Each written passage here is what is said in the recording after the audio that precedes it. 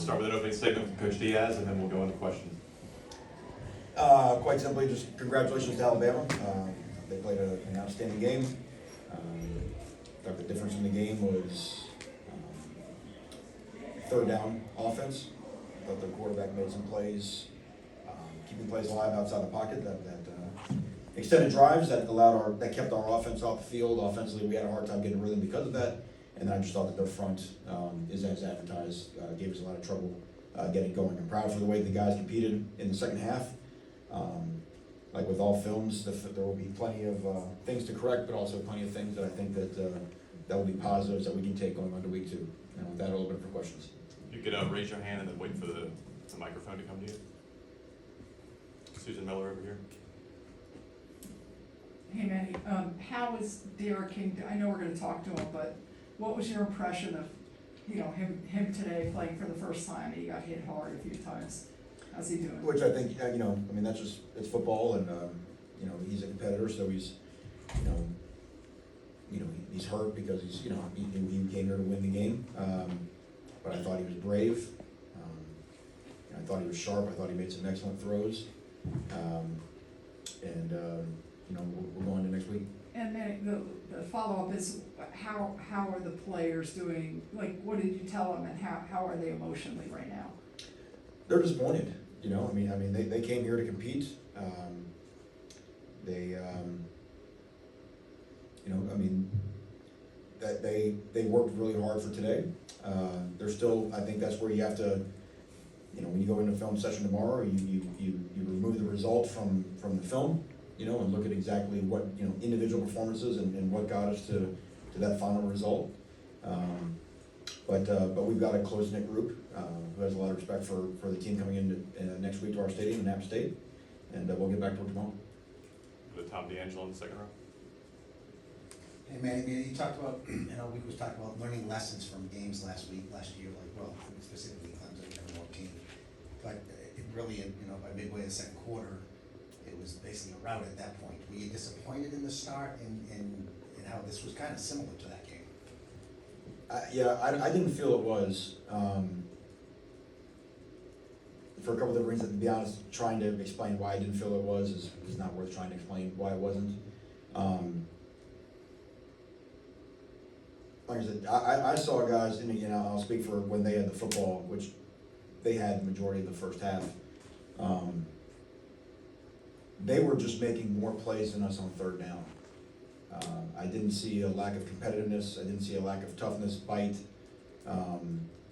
I saw football things happening in a football game that allowed them to maintain possession. It doesn't matter because the result, as you say, is the same. So, read into it what you want. But I think there'll be some things under the rubble of the loss when we look at the film tomorrow that will give us encouragement going forward. We're here to front row football hill. How you doing, man? Deep from Footballville. Going into this game, did you expect them to put the ball in Bryce Young's hands as much as they did? No, we thought they would run the ball a lot more. But even with how it ended up, shaking down, we still got him what we thought were favorable third down situations. The unknown was how he would react when a play broke down, and there was different evidence as to suggest he does have a strong arm and a lot of confidence in that, but we did think that there was a chance for him to put the ball in harm's way. In the first drive of the game, I think it was first or second, they had we knocked the ball out, and he scrambled and threw a ball to us in the end zone. We had a chance to pick. We knew that turnovers would be a big deal, in trying to pressure him and turn the ball over. They have a lot of confidence in him, and obviously he's earned it. The way he played tonight for a young guy was very impressive because we tried to make it hard and changing looks and getting him on the run, and his receivers did a nice job working back down the stem against our coverages, and like I said, any one of those third down stops changes things dramatically. Front row here. Brandon Ladoy, football high-bay coach. You talked about things to take away, positives. It's got to be the freshman play. It didn't seem too big for Andres. It didn't seem too big for James or even Cam. What do you take away from that? Maybe there are others that I omitted that played in other spots. What do you take away from that in recruiting and how do you kind of move forward from the positives they have? Yeah, it's what we've seen in practice. I've said before about what we feel about this recruiting class and really the last 2 recruiting classes, which sort of make up the majority of our team. And You know, if we continue to stack classes like that, I think it's gonna be really positive going forward. It's great, but to see a guy on a stage like that come in and, you know, just feel, you know, as if he belonged, I guess is the way to say it, you know, was extremely encouraging because, you know, obviously we're thin in secondary and we knew we were gonna have to have those guys play for us this year. So, and Andre, so it was great to, you know, get that situation where he had to make a kick, you know, right there before halftime, and they made one second half, and just, you know, that's gonna give him a lot of confidence that he's done it. So, you know, excited for those guys getting a chance to make plays in their debut. David Wilson over here. Hey Manny, I want to ask you about that sequence. At the start of the second half, you guys go down the field, get stuffed at the goal line, and then give up a 94-yard touchdown. Just the touchdown, I guess, what did you see on that play? And then just that sequence, how kind of crushing was that? Obviously a chance to really get back in the game there? Again, you know, that's why I mentioned earlier. I mean, obviously there was already some separation on the scoreboard, but that was a hammer blow.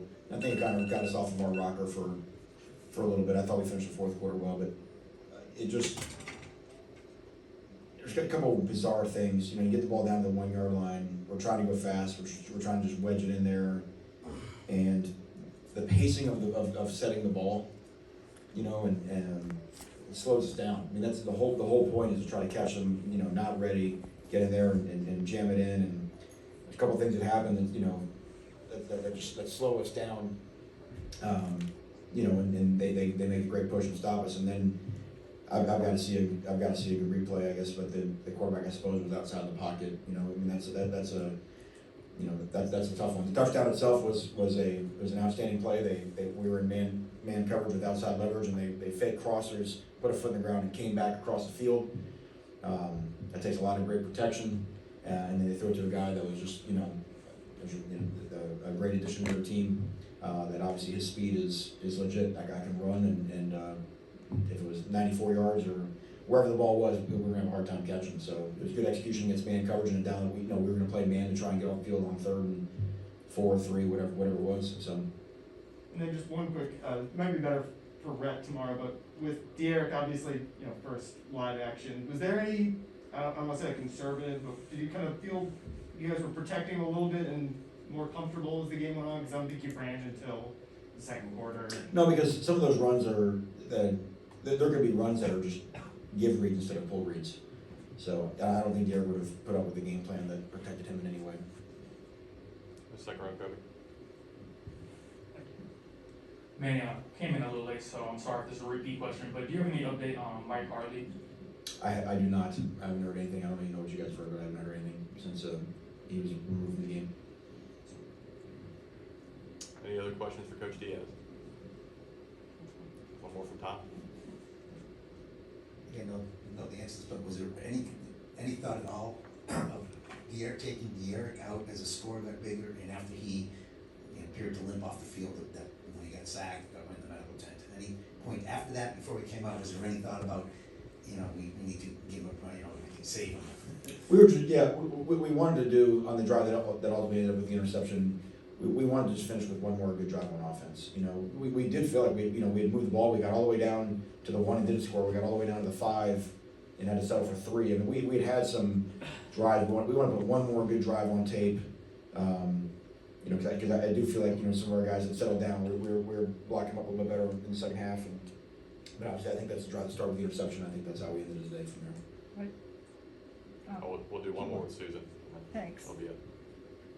Manny, is there any concern that the players won't be able to recover quickly from this game, and move on to the rest of the season, which is really now more important? Recover physically, or you mean, or mentally, or? No, emotionally and mentally. I don't think so. This is not a, college ball's famous for overreactions after week 1, but that's not what this team's all about. You just don't get you don't get your story written after one game into the season. We're just not there yet. And the guys in the locker room, if anything, what happened today will bring it even closer together. Like I said, we've got a stretch of games coming at home. It's a big deal for us to get in front of our fans. Our fans, I thought, were great tonight to have them out there. But Derrick King's never played in Hard Rock Stadium really with our fans in it. And we got to have a great atmosphere next Saturday night. no, this team's story is not even close to being written yet, and we got a lot of guys in there that have a lot of pride to make sure it goes the way they want it to. Thank you. Thank you, everybody.